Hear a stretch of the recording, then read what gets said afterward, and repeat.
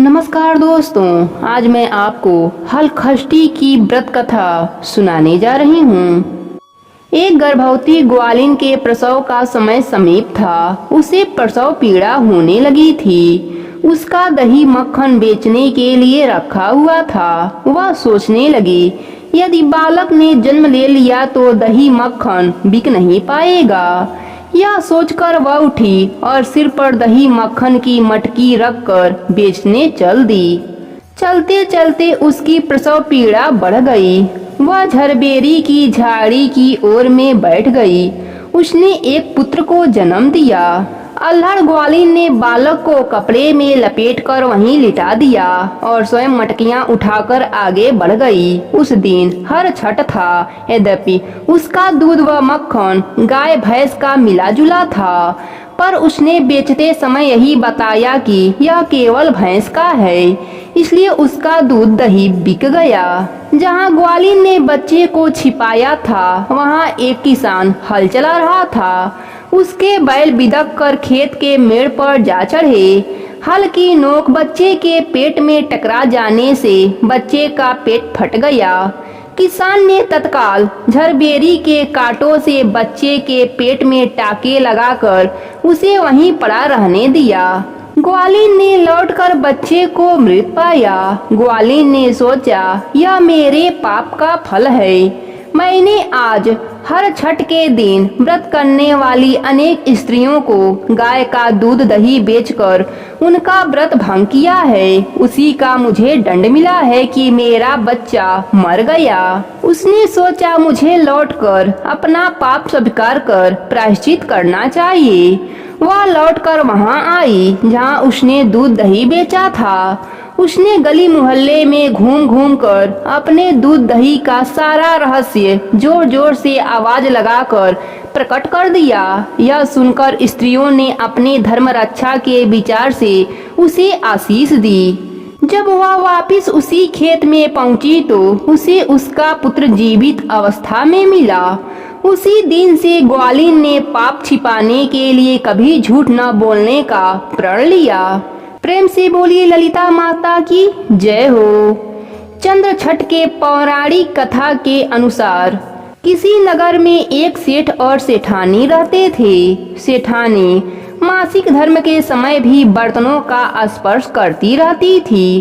कुछ समय पश्चात सेठ और सेठानी की मृत्यु हो गई। मृत्यु के पश्चात सेठ को बैल और सेठानी को कुतिया का योनि प्राप्त हुआ।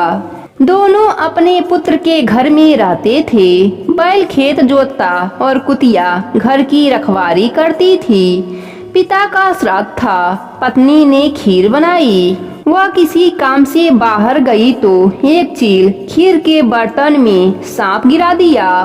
बहू को इस बात का पता नहीं चला, पर कुतिया यह सब देख रही थी। उसे पता था कि खीर में चील ने सांप गिरा दिया है। कुतिया ने सोचा कि इस खीर को खाने से ब्राह्मण मर जाएंगे, अतः कुतिया ने खीर के भगोने में मुंह डाल दिया। गुस्से से भरकर बहू ने कुतिया को जलती लकड़ी से मारा, जिससे उसकी रीढ़ की हड्डी टूट गई। बहू ने वह खीर फेंक दी और दूसरी खीर बनाई। सब ब्राह्मण भोजन करके चले गए, परंतु बहू ने कुतिया को जूठन तक नहीं दिया। रात होने पर कुतिया और बैल बातें करने लगे। कुतिया बोली, आज तो तुम्हारा श्राद्ध था, तुम्हें तो खूब खाने को मिला होगा। मुझे तो आज कुछ भी खाने को नहीं मिला, उल्टे मेरी पिटाई हो गई। कुतिया ने खीर और सांप वाली बात बैल को बताई। बैल बोला, आज तो मैं भी भूखा हूँ, कुछ खाने को नहीं मिला। आज तो और दिनों की अपेक्षा काम भी अधिक करना पड़ा। बेटा और बहू बैल तथा कुतिया की वार्तालाप सुन रहे थे। बेटे ने पंडितों को बुलाकर पूछा कि उसके माता पिता किस योनि में हैं। पंडितों ने बताया कि माता कुतिया योनि और बाप बैल की योनि में तुम्हारे घर में ही हैं। लड़का सारा रहस्य जान गया। उसने अपने माता पिता बैल और कुतिया को भर पेट भोजन कराया और पंडितों से उसके वर्तमान योनि से छूटने का उपाय पूछा। पंडितों ने परामर्श दिया कि भाद्रपद के कृष्ण पक्ष की षष्ठी को जब कुंवारी कन्याएं चंद्रमा को अर्घ देने लगे तो ये दोनों प्राणी यदि अर्घ के नीचे खड़े हो जाएं तो इनको इनकी योनियों से छुटकारा मिल जाएगा। तुम्हारी माँ ऋतुकाल में सब बर्तन छूती थी, इसी कारण इसी दोष से इसे यह योनि मिली है।